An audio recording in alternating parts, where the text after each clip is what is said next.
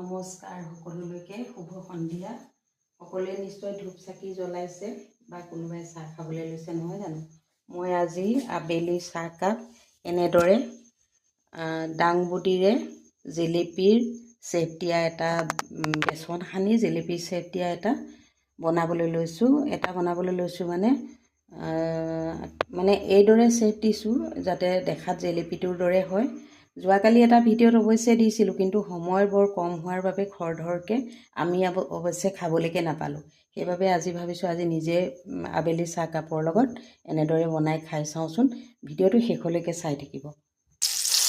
উতলি থকা তেলত এইদৰে মই জেলেপীকেইটা এটা এটাকৈ তেলত দি ফ্ৰাই কৰিছোঁ। হাতখন তাৰ আগতে ধুই লৈছোঁ ভালদৰে, যিহেতু হাতেৰে সানিব লগা হয়। এইবিলাক বস্তু চামুচেৰে সানিলে আচলতে সকলোখিনি বস্তু মিশ্ৰণটো নিমিলে, সেইকাৰণে হাত ব্যৱহাৰ কৰিবই লগা হয়।